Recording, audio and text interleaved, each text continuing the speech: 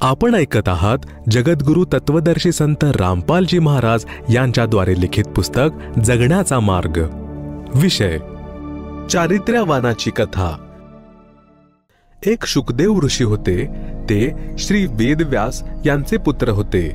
एक दिवस ते दीक्षा घेण्याच्या उद्देशाने राजा जनकजी यांच्याकडे मिथिला नगरीत गेले। राजा जनक म्हणाले की शुकदेव उद्या सकाळी नाम देईन। त्यांची राहण्याची व्यवस्था वेगळ्या भवनात केली। एक सुंदर युवती ऋषीजी यांच्या सेवेत परीक्षा घेण्याच्या उद्देशाने पाठवली। युवती शुकदेवजींच्या पलंगावर पायांच्या बाजूला बसली। ऋषीजी यांनी पाय आखडून दुमडले। युवती ऋषीजींच्या आणखी जवळ आली तर उठून उभे राहिले। म्हणाले की हे ताई, आपण चांगल्या घरातील कन्या दिसत आहात। कृपया खोलीच्या बाहेर जा, नाहीतर मी निघून जातो। मुलगी निघून गेली। राजा जनकाला सांगितले की शुद्ध पवित्र व्यक्ती आहे। असे झाले। सकाळी राजा जनकजी यांनी ऋषी शुकदेवजी यांना विचारले की आपल्याला भेटण्यास स्त्री आली होती। आपण तिचा स्वीकार न करता चांगल्या संयमाचे प्रदर्शन केले आहे। आपण संयमी व्यक्ती आहात। धन्य आहेत आपले माता पिता। कबीर परमेश्वरजी यांचे विचार यांच्यापेक्षाही उच्च तसेच श्रेष्ठ आहेत।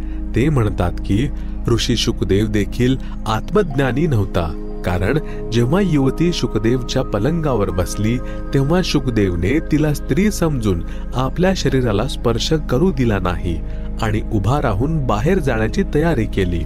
यावरून स्पष्ट आहे की शुकदेवजीला आत्मज्ञान नव्हते। विचार करा की जर युवतीच्या जागेवर युवक बसला असता तर शुकदेवजींनी काय केले असते? त्यांनी त्याला कुशल मंगल विचारले असते आणि पलंग सोडून उभे राहिले नसते। म्हणाले असते की भाऊ, पलंग एकच आहे, आपण पलंगावर आराम करा, मी खाली जमिनीवर बिछाना लावतो। जर युवक सभ्य असता तर म्हणाला असता की नाही ऋषीजी, आपण पलंगावर बसा, मी जमिनीवर विश्रांती करेन। परंतु युवती असल्या कारणाने ऋषी शुकदेवांना कामदोषामुळे भीती वाटली। कबीर परमेश्वरजी यांनी सांगितले आहे की स्त्री आणि पुरुष आत्म्यावर दोन वस्त्रे आहेत। जसे गीता अध्याय 2 श्लोक 22 मध्ये म्हटले आहे की हे अर्जुन, जीव शरीर त्यागून नवे शरीर धारण करतो, यास मृत्यू म्हणतात। हे तर असे आहे जसे मनुष्य जुने वस्त्र त्यागून नवीन परिधान करतो। म्हणूनच आत्मतत्वाला जाण। उदाहरण, एका गावात एकदा नाटक मंडळी आली। बरेच दिवस नाटक केले। पूर्वीच्या काळी बहुरूपी नाटकात पुरुषच स्त्रीची भूमिका करत होते। एक मुलगा आपल्या मित्रासोबत प्रथमच नाटक पाहण्यास गेला। नाटकात एका मुलाला मुलीचे कपडे घातले होते। छाती देखील तरुण मुलीप्रमाणे बनवली होती। पहिल्यांदाच गेलेला मुलगा आपल्या मित्राला, ज्याने अनेकदा नाटक पाहिलेले होते, म्हणाला की बघ, किती सुंदर मुलगी आहे।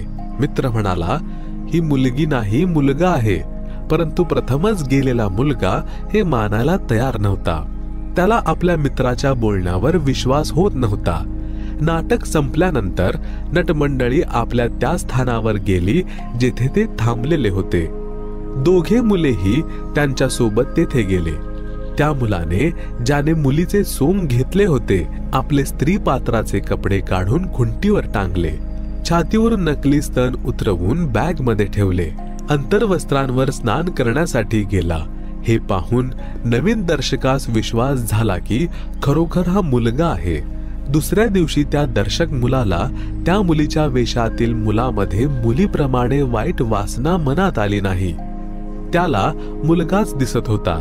अशा प्रकारे जर शुकदेव ऋषीला आध्यात्मिक विवेकाचे आत्मज्ञान असते तर तिला स्त्री नाही, आत्मरूपात पुरुष समजून म्हणाला असता की आपण पलंगावर बसा, मी जमिनीवर विश्राम करतो। साधू, संत, फकीर या विचारधारेने जीवन जगतात।